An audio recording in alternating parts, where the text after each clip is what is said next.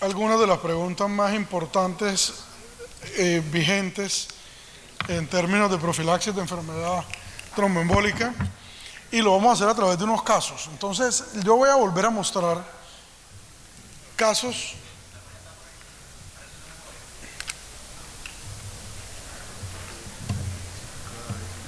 volver a mostrar algunos casos que mostramos esta mañana, pero esta vez nos vamos a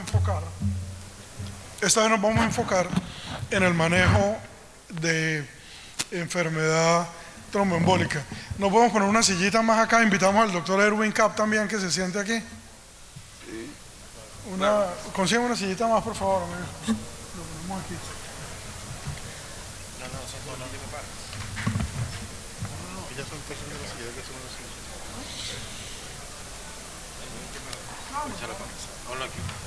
De este lado. Aquí, eso. Perfecto. Es que ahí entonces no se ve.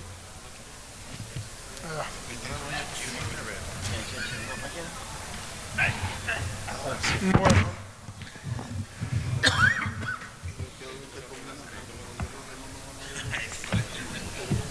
Entonces la mecánica va a ser la siguiente. Yo voy a mostrar unos casos, voy a preguntarle no a todos. Para cada caso voy a escoger un par de ustedes. ¿Cuánto tiempo tenemos, doctor Martínez del Filio? Tenemos 35 minutos. Tenemos 35 minutos, entonces.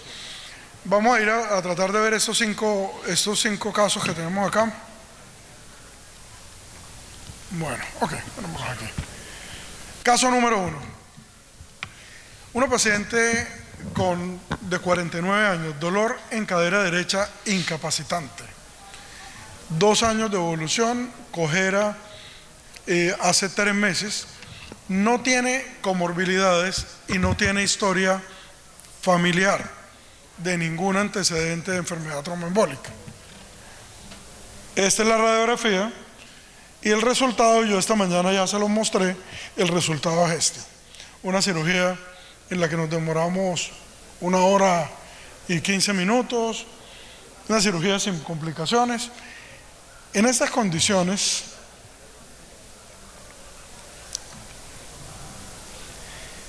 la primera pregunta es: ¿qué profilaxis realizarían en esta paciente? Levante la mano, por favor, en el auditorio. ¿Quién no haría ninguna profilaxis? ¿Quién haría solo profilaxis mecánica? Es decir, solo compresión neumática intermitente. ¿Quién utilizaría solo aspirina para esa señora? Una persona. ¿Quién utilizaría profilaxis mecánica y aspirina? ¿Ok? ¿Quién utilizaría profilaxis mecánica y anticoagulación? ¿Y quién utilizaría solamente anticoagulación? Ok, bien. Comencemos entonces por acá, doctor Martínez. ¿Cuál sería su opción preferida? Y si cree que hay más de una opción correcta en esa lista, por favor, también lo puede decirlo. En un paciente con estas cualidades, y no con estas, sino en la gran mayoría, yo utilizaría el modelo que vi con el doctor Ranawat, el cóctel que utiliza Ranawat en el Hospital for Special Surgery, y atendiendo a varios estudios que presentan el Journal of Arthroplasty. No hay una superioridad en cuanto a tasa de complicaciones entre la aspirina y la anticoagulación. Entonces yo utilizaría solamente aspirina, ya que no hay mayor riesgo de sangrado, mayores complicaciones en las heridas, no hay mayores riesgos de aflojamiento aséptico temprano o tardío, en comparando la aspirina con la anticoagulación. Yo utilizaría solamente aspirina. Solamente aspirina. ¿Alguien tiene una idea diferente a lo que estaba diciendo el doctor Martínez? Solamente aspirina. Ok, doctor Kapp. Sí, de hecho hace 2 años, recuerdas, nos encontramos en el Spring Meeting en Miami y hubo un simposium también de antiprofilaxis, o sea, de profilaxis, perdón. Yo realmente utilizaría la aspirina, no veo ninguna diferencia, más bien lo mencionaste hace un rato, la comercialización y la invasión que hemos tenido con muchos productos, sobre todo con la anticoagulación oral. que bueno, más adelante me imagino que vamos a detallar más esto, ¿no? Yo utilizaría también el medio mecánico, independientemente de la utilidad de la aspirina. Ok, doctor Puello,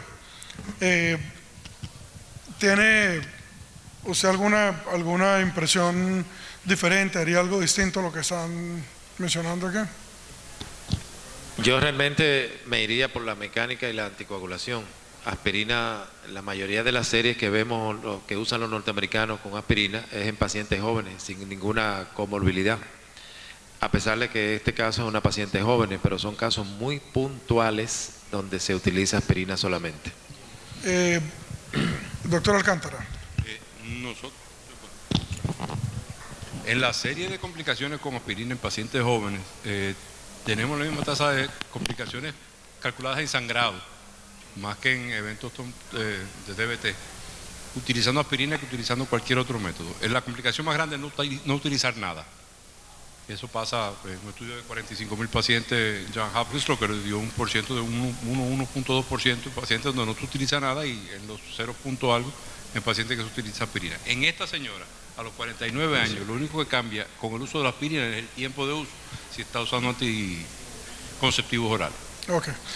Una aclaración, y es que en República Dominicana el 90% de los pacientes utilizan aspirina y no reconocen la aspirina como un medicamento, porque en la mayoría de la publicidad a nivel de televisiva y radial se vende la idea de que la aspirina cura el infarto cerebral, cura el infarto cardíaco y cura muchísimas otras cosas. Entonces es muy normal que la mayoría de nuestros pacientes ya vengan premedicados con aspirina. Ojo con eso. Ok. ¿Me hacen alguna...? Sí, de hecho eso está en el protocolo, preguntar siempre si usan aspirina o cualquier otro medicamento derivado, porque tenemos a suspender lo mínimo 8 a 10 días antes de la cirugía. No le tengo tanta confianza a la aspirina y yo siempre me voy con mis medios mecánicos y anticoagulación. No me gusta sacrificar la eficacia con solamente tratar. Ok, yo quiero hacer una pregunta, algo diferente, doctor Martínez. Sí, en esta paciente en especial, si me voy a lo que ella tiene, que no tiene ninguna comorbilidad, me voy solamente con anticoagulación, porque lo mecánico, como pongo a deambular a la paciente al otro día, creo que me mejora lo mecánico. No tendría que ponerle ninguna media compresiva ni nada de eso. Ok.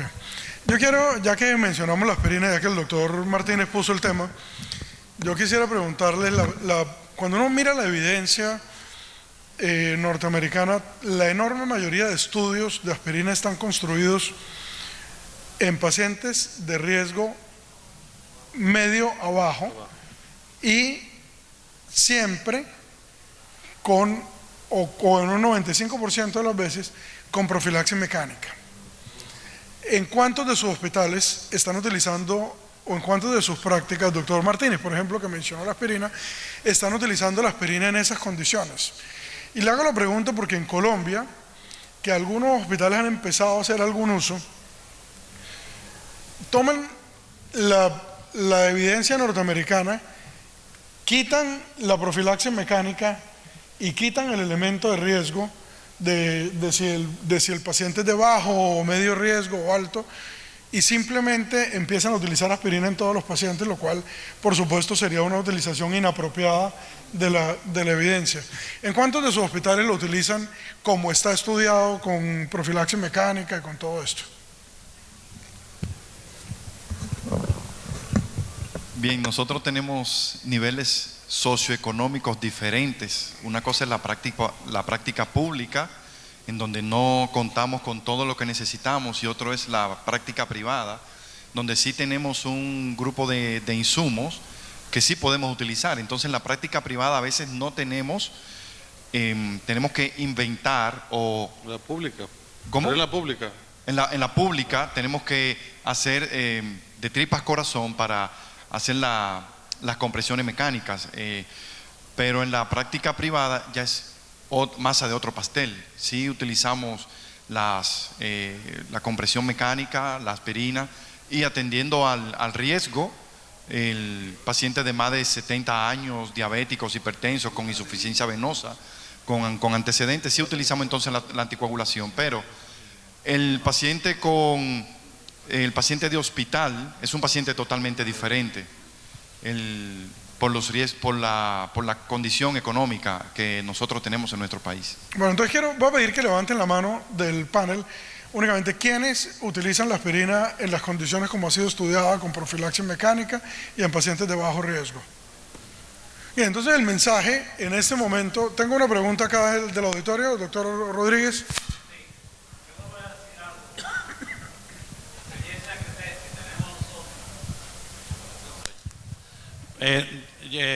Yo estoy en un programa de cirugía de cadera y estamos haciendo más o menos 60 caderas al año. Y en los últimos 7 años solamente estamos usando aspirina. Lógico, todos los pacientes de nosotros están por debajo de 60 años. Y nada más usamos aspirina, y lo otro es que el paciente se pone a deambular al otro día. Al otro día se opera, al otro día está deambulando y con aspirina.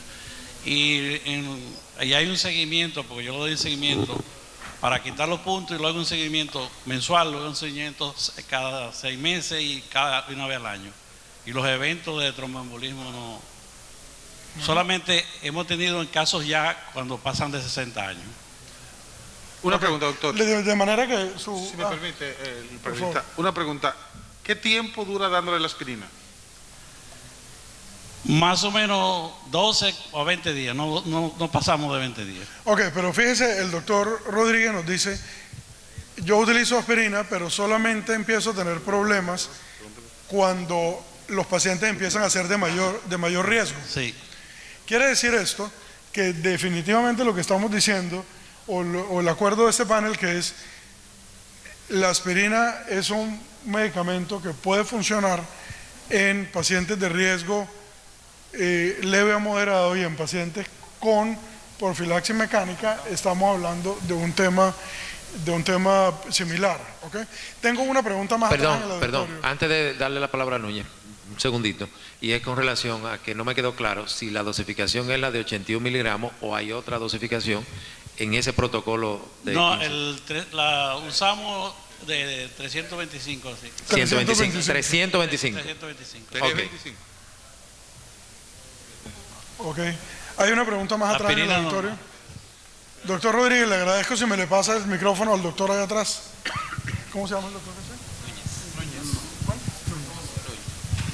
Sí, buenas tardes, creo que buenas tardes, ¿verdad? Nosotros estamos un poco confundidos porque muchas veces no le damos a la lectura lo que tenemos que darle, porque Savington establece muy bien claro, ¿se oye? Sí.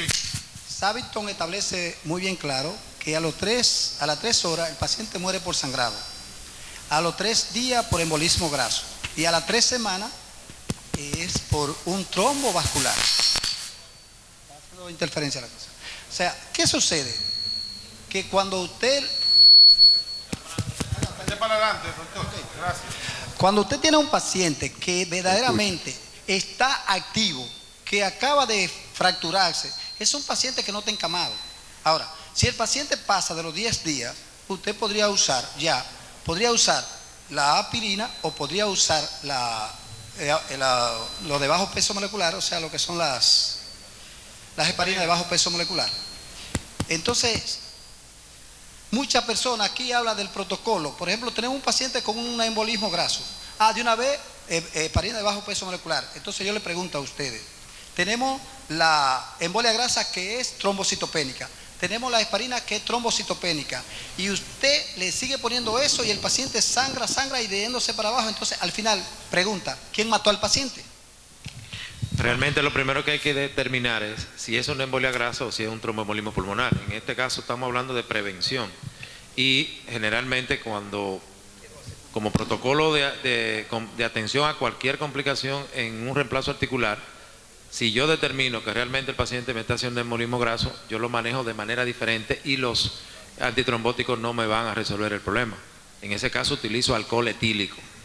Y en los casos de profilaxis, que es donde estamos versando, son parámetros diferentes. Y quiero hacer una aclaración con relación a lo que dijo el doctor Martínez, o una pregunta al público, a un consenso. Muchas veces decimos que no tenemos las condiciones en los hospitales públicos y que tenemos mejores condiciones en hospitales privados, en clínicas privadas. Yo trabajo en los dos mundos y yo entiendo que nuestras condiciones de quirófano en nuestros hospitales de la red pública son mucho mejores que en la mayoría de los centros médicos privados en los cuales yo he operado, y he operado en unos cuantos. Entonces yo entiendo que el factor humano es la parte más importante, porque el factor humano es el que va a actuar sobre el humano, que es el paciente, y es el que va a determinar con qué protocolo y con qué plan quirúrgico va a entrar, independientemente de si sea un hospital de la red pública o de la red privada.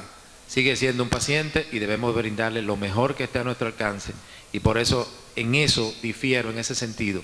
Yo manejo mis pacientes iguales, ya sea privado o público. Un último comentario del doctor Cap para cerrar este primer caso y vamos al siguiente. Tratando de ser lo más breve en esto. Es importante, aquí yo preguntaría al público, ¿cuántos de aquí realmente conocen el mecanismo de acción y la farmacocinética de la aspirina? Que levanten la mano. ¿Cuántos de aquí conocen realmente el mecanismo de acción y la farmacocinética de un anticoagulante oral? Que levanten la mano. ¿Y cuántos de aquí conocen realmente la farmacocinética y el mecanismo de acción de una heparina de bajo peso? Son tres cosas diferentes por completo. Y hay que diferenciar cada una de estas cosas, recordando que cada vez estamos operando más pacientes jóvenes en reemplazos. Y cada uno de esta profilaxis, hago hincapié en eso, va a ser diferente. Una cosa es cuando se instala una embolia grasa, que en la mayor parte de los casos es irreversible y mortal, que no se trata de esta manera. A otra cosa, dar una profilaxis trombótica, que eso debe quedar muy claro. O sea, no tiene un sentido una enfermedad con la otra, ¿no? Normalmente el tromboembolismo graso ya se trata en una unidad de terapia intensiva. La mayor parte de los pacientes, cuando se instala esto, es mortal, a diferencia de la reversibilidad que puede tener una profilaxis, que creo que vamos a seguir hablando más adelante, de acuerdo a las preguntas del doctor Bonilla. Bien, gracias, doctor Cap. Para este primer caso, yo les traía un poquito de información en relación con el riesgo.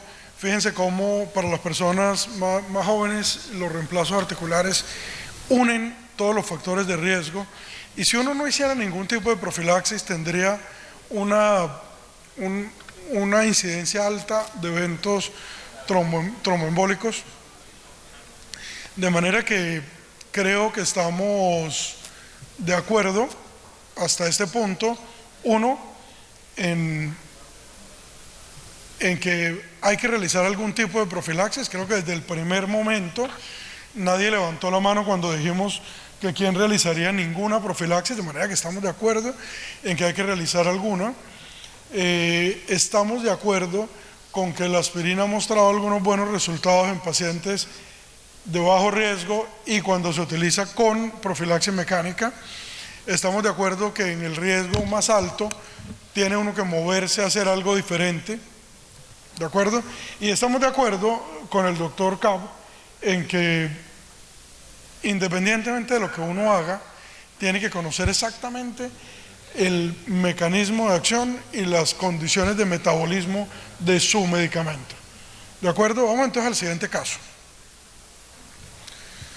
35 años, dolor en cadera derecha incapacitante, 2 años de evolución, cojera de larga data por acortamiento, no tiene antecedente familiar, pero esta señora es vegetariana y está en un límite bajo de nutrición dentro del rango normal, y tenemos una hemoglobina de 10.1 que no hemos podido hacer que suba de ahí y va para cirugía. Entonces la pregunta, ahora comenzando por acá por el doctor Martínez de este lado, sería ¿cómo manejar el riesgo de sangrado de esta paciente en cirugía? Y por favor quiero que me diga si usa o no usa ácido tranexámico en sus pacientes. Quiero que me diga si trataría de mejorar esa hemoglobina que es crónica antes, y quisiera que me dijera cómo esta hemoglobina preoperatoria impacta su decisión en el medicamento que va a utilizar. Bueno, lo primero es que sí utilizaría en este paciente, aunque trato de utilizarlo en todos, el ácido tranexámico, porque hay evidencias de que me disminuye mucho el sangrado, y con esta paciente que, con la historia que tiene, de que es una paciente que es vegetariana, de que no me ha subido la hemoglobina, aparte de eso, entre mis pedidos preoperatorios solicitaría hablar con un hematólogo para ver si hay alguna condición realmente por qué no me ayuda a subir su hemoglobina. No tiene contraindicación para mí, para yo hacer cualquier procedimiento que vaya a hacer con ella, sea un reemplazo o no, porque creo que eso no es una condición para poder no hacerlo. He tratado pacientes falsémicos con menos de hemoglobina y he salido con buen pronóstico. Sí tengo, esta condición de hemoglobina tengo que valorar qué realmente le voy a poner para anticoagulación. Necesito un anticoagulante que me ayude a sostener la parte del nivel, no que me ayude a poner un sangrado, recordando que hay anticoagulantes que lo colocamos y al final podemos contribuir a que el paciente, en vez de anticoagularse más, lo que haga un sangrado por los pronósticos que tiene. O sea, que sí tomaría una decisión diferente con esta paciente por ser anticoagulante, y sí utilizaría el ácido tranexámico. Ok, ¿quién en el auditorio utiliza ácido tranexámico de rutina?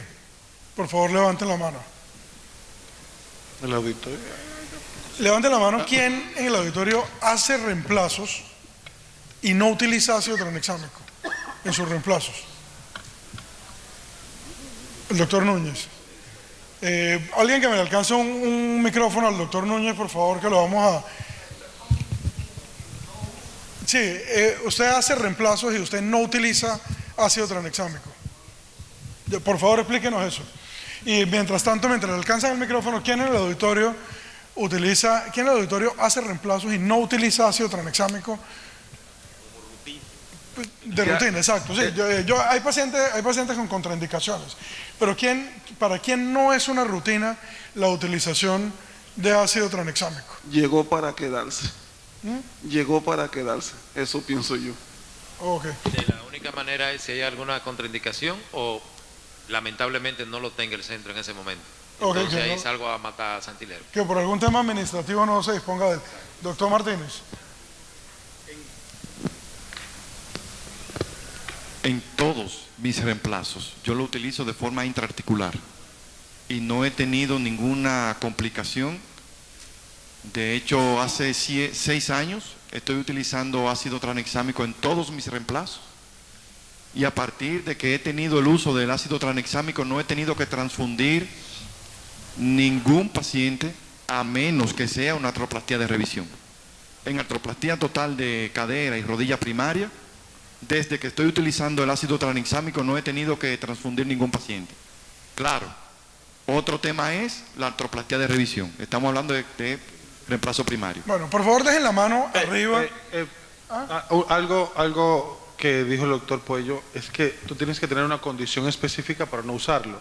Actualmente en el hospital militar, mis residentes y yo estamos haciendo un estudio de doble ciego. Vamos electivamente a un paciente, le colocamos ácido tranexámico, a otro no, aunque todos yo siempre lo uso, pero ahora estamos haciendo para poder publicar una comparativa de que realmente sí el ácido tranexámico funciona y que podemos utilizarlo en todos los pacientes, exceptuando que tenga una contraindicación en el mismo de no utilizarlo. Ok. ¿Quiénes utilizan el ácido tranexámico? Levanten la mano, a todos los que utilizan ácido tranexámico de rutina, dejen la mano levantada, por favor. Ahora dejen la mano levantada solo aquellos que lo utilizan sistémico. Y bajen la mano los que lo utilizan tópico. Yo lo uso Entonces, un momento. ¿Quiénes lo utilizan intraarticular, o sea, tópico? Levanten la mano. ¿Y quiénes lo utilizan sistémico? Es decir, ponen una ampolla de ácido tranexámico. Sí, no parece haber diferencia entre esas dos conductas. La enorme mayoría de literatura no ha mostrado diferencia entre una u otra, ni en términos de trombosis por un lado, ni en términos de sangrado por el otro. El uso sistémico para las caderas versus el uso tópico para las rodillas, porque opero con torniquete. Ok. El razonamiento que utilizo. Bien, ok, entonces vamos a cerrar este segundo caso mostrándoles un poquitico esta diapositiva. El doctor Núñez, usted tenía una explicación para contarnos. Doctor. Yo le digo que no lo uso porque yo no he tenido ninguna complicación. Si hubiera tenido complicaciones, yo le digo que lo uso, pero yo no lo uso y no lo he usado. O sea, usted no lo utiliza y usted no transfunde pacientes. Y no he tenido ninguna complicación. Si no he tenido complicación, ¿por qué tengo que usarlo? Pero no me refiero a complicaciones, transfusiones. ¿Ha tenido transfusiones, doctor Núñez? Algunas veces se ha hecho transfusión, pero no tanto. Ok, gracias. Yo no tengo que inventar las cosas para decir cosas bonitas. ¿Con qué frecuencia necesita usted hacer transfusiones? O sea, generalmente por debajo de 24 el hematócrito, nunca por encima de 24. Y en esas condiciones, ¿qué porcentaje de sus pacientes usted los transfunde? O sea, si no tiene, yo he basado a lo que es el hematócrito. Si el hematócrito no está por debajo de 24, yo no transfundo. Bueno, entonces la pregunta es, de cada 100 pacientes suyos, ¿cuántos terminan con transfusión? Podría ser un 10%, porque cuando usted tiene una buena hemostasis. 10%. Fíjese que nosotros, le voy a contar una anécdota personal, nosotros bajamos las transfusiones de 12 a 3% utilizando ácido tranexámico. Realmente tenemos muy poquitas transfusiones. Considérelo, vale la pena considerarlo. Ahora, estas cifras que les muestro acá son las cifras del registro español de alta hospitalaria. ¿Y qué es interesante de estas cifras? Lo que es interesante de estas cifras es que, si ustedes miran las cifras de embolismo pulmonar, son alrededor de 23%, de 0.23 en cadera y 0.44 para trombosis venosa.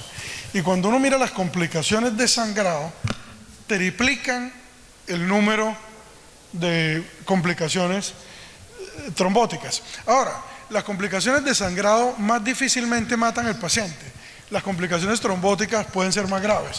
Pero lo que es importante de esta diapositiva, más allá de la ponderación de la gravedad de las complicaciones, lo que es importante en esta diapositiva es mirar cómo el riesgo de sangrado es necesario tenerlo en mente, porque uno nunca lo tiene en mente. Uno siempre está pensando solo en las lesiones trombóticas y olvida los problemas de sangrado. Miremos el siguiente. ¿Qué nos dicen las guías en relación con el sangrado? Las guías en relación con el sangrado nos dicen lo siguiente. Nos dicen, cuando uno quiere buscar eficacia, debe pensar en utilizar heparinas de bajo peso molecular, apixaban, dabigatran, fondaparinux o rivaroxaban, y solo en tercer lugar, antagonistas de vitamina K y aspirina. Cuando está hablando de alto riesgo de sangrado, nos dicen, utilice primero heparinas de bajo peso molecular, dabigatran o apixaban, y utilice solo como última opción rivaroxaban o warfarina. Eso es lo que las guías nos dicen. Eso es lo que las guías internacionales nos dicen. Eso son las guías ACCP. Vale, ya ahorita vamos a entrar nuevamente en esa discusión. Caso número 3, 58 años, artroplastia de cadera por artrosis secundaria, 10 años atrás, y tiene dolor y acortamiento progresivo. Eso fue lo que hicimos, y la pregunta es si utiliza aspirina en alguno de sus pacientes. Ya esa pregunta la discutimos, ya la contestamos un poco, y quiero mostrarles lo que nos recomiendan los norteamericanos en su guía del 2008 en relación con el uso de aspirina.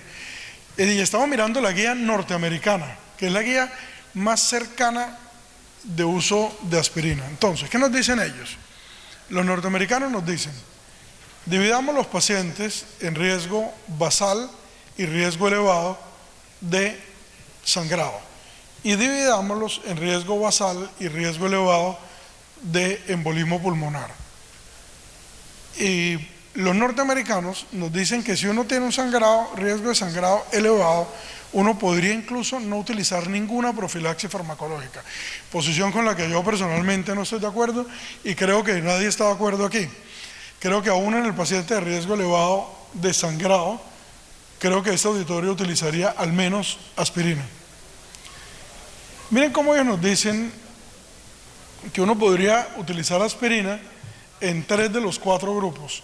Sin embargo, cuando llegamos al riesgo elevado de embolismo pulmonar, incluso los norteamericanos nos dicen aspirina no va en ese grupo, ¿ok?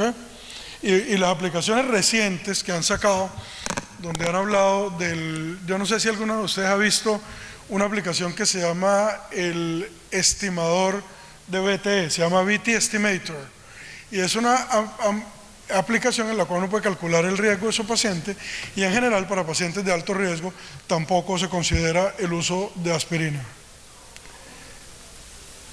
Miremos el cuarto caso. Eso solo les conté por lo que ya habíamos hablado de aspirina. Historia de fractura de acetábulo izquierdo hace 20 años, necrosis y artrosis posteriormente, reemplazo de cadera, infección periprotésica, múltiples revisiones, y la señora llega en estas condiciones. Después de una revisión en 2 tiempos, con un espaciador a la medida, la dejamos en estas condiciones. Pregunta número 4. ¿Cómo manejan los pacientes de revisión, teniendo en cuenta que los pacientes de revisión tienen un riesgo más elevado de sangrado y un riesgo más elevado de trombosis? Entonces ahí hay un cambio. ¿Cómo lo manejan? Y comencemos aquí con el doctor Nehemías Matos. Bueno, lo primero es que yo todos los pacientes los encasillo en 30 a 35 días. No me gusta bajar esa media porque el riesgo para mí es importante. No cambio el tratamiento, sí me manejo siempre con el mismo medicamento, lo único que soy enfático en el paciente y trato de ser yo quien sea cauteloso con la herida. No dejo que nadie toque la herida de esos pacientes para evitar manipulación. Pero desde el punto de vista del manejo de la tromboprofilaxis, yo prefiero que me sangre a que me haga el tromboembolismo. Yo hago esa transacción y me voy con el riesgo del sangrado porque es algo que él lo va a tener, le ponga o no el anticoagulante. ¿Alguien, ya voy para allá, alguien en el auditorio, incluidos los panelistas, utiliza aspirina cuando hace cirugía de revisión? Ok, todos van con anticoagulación. Ya vamos a discutir con cuál. Entonces, ¿qué utilizan? Por favor, díganme qué medicamento utilizan. No necesito la marca, preferiblemente no me digan la marca, sino el principio activo. ¿Qué medicamento utilizan en revisión? ¿Qué medicamento utilizan en revisión? Y ya miramos si vale la pena explicarlo. Doctor Leibniz. En artroplastia de revisión, apixaban. Apixaban. Apixaban. En cirugía de revisión, heparina bajo peso molecular. Apixaban. Apixaban y deambulación precoz. Apixaban. Tenemos yo utilizo apixaban también, tenemos una mayoritaria inclinación hacia el uso de apixaban y ya vamos a mirar por qué eso ocurre. Voy a tratar de explicarlo y si no lo logro, si no lo logro explicar, si hay alguien a quien no interprete bien, ustedes por favor me completan la explicación. Entonces, nosotros hicimos un estudio, este estudio es publicado por mi grupo, donde nos preguntamos si uno puede utilizar las mismas guías de cirugía primaria en cirugía de revisión. Y comparamos un par de grupos grandes de nuestro hospital y encontramos que no había diferencias significativas en ninguno de los desenlaces. Esta es la gráfica de desenlaces de enfermedad tromboembólica. También tenemos una gráfica de sangrado en la cual tampoco hay una diferencia significativa. Y posiblemente la razón por la cual todo este grupo prefiere esto es la siguiente. Si uno mira los riesgos de los anticoagulantes, el riesgo de tromboembolismo venoso sobre el eje vertical y el riesgo de sangrado sobre el eje horizontal, y busca como punto de comparación la heparina de bajo peso molecular, que son los medicamentos más utilizados, uno encontraría que dabigatran produce unos riesgos muy similares. Rivaroxaban mejora el riesgo de tromboembolismo venoso sin aumentar o aumentando el riesgo de sangrado, y apixaban aumenta el riesgo o aumenta la protección, disminuyendo el riesgo de tromboembolismo venoso sin aumentar el riesgo de sangrado. Creería yo que esta es la razón por la cual este panel de personas prefieren apixaban sobre los demás medicamentos. ¿Alguna otra razón, doctores? ¿Algo que yo no haya dicho aquí? ¿No? Queda 1 minuto 37 y vamos a mirar este último caso. Este es un caso de una revisión por inestabilidad que lo mostré esta mañana también, y mi pregunta es: ¿miden ustedes la adherencia de sus colegas y pacientes a la terapia antitrombótica? Sí, en el caso de nosotros medimos la adhesión al protocolo de anticoagulación y terapia antitrombótica en todos los pacientes. Todos los días se sigue, hay un seguimiento semanal en cuanto al consumo del medicamento, y nosotros hacemos INR al final del primer mes, yo solo para estar tranquilo. Ok. Igual. En mi hospital hay un tema con eso porque no puedo llevarlo del todo. Tengo que ser muy riguroso para saber. Hay algunos que no compran el medicamento y a veces uno tiene que ayudarlo con eso. Ok. Pero por lo menos ustedes les preguntan a los pacientes, los llaman y les preguntan si compró el medicamento o no. Yo trato inclusive de regalarle la primera semana de tratamiento en cuanto a la medicación oral, y nunca menos de 40 días de tratamiento. Ok. Doctor Campos. Ya, no sé si ya con eso terminamos. Porque me quedan un par de diapositivas que quería mostrarles y no más, pero... La recomendación que yo les daría, base a todo lo que ya se ha comentado acá, y eso es muy importante. Nosotros tenemos que manejar la profilaxis, es uso exclusivo del cirujano ortopedista. El detalle con el apoyo que tenemos con el médico internista, con el cardiólogo, se empieza a hacer un verdadero relajo. Si ustedes empiezan con una heparina de bajo peso molecular, tienen que terminar con la heparina de bajo peso molecular. Si ustedes empiezan con una anticoagulación oral, tienen que terminar con una anticoagulación oral. Cuando ustedes están en el tratamiento con la aspirina, es de principio a fin. Es muy importante, e insisto, y como lo mencionó el doctor Bonilla, debemos de conocer la farmacocinética de cada uno de estos elementos para que podamos tener un tratamiento adecuado y evitar esas mezclas que son muy comunes en algunos países, de que los primeros 5 días le vamos a dar tratamiento con una heparina y lo vamos a continuar con la anticoagulación oral, cuando dejamos en mano del internista o del cardiólogo el manejo de este tipo de problemas. Ok, yo quiero terminar mostrando un par de diapositivas que me van a permitir trasladarle a todo este auditorio la responsabilidad de la adherencia. Miren este estudio, que fue el estudio ENDORS, un estudio muy grande que midió adherencia a profilaxis de enfermedad tromboembólica, y hicieron 2 preguntas. La primera pregunta era: ¿qué porcentaje de los pacientes hospitalizados están en riesgo? Y miren ustedes cómo independientemente del país, el riesgo está bastante homogéneo. Alrededor de 50% de los pacientes hospitalizados en riesgo de enfermedad tromboembólica. La segunda pregunta era: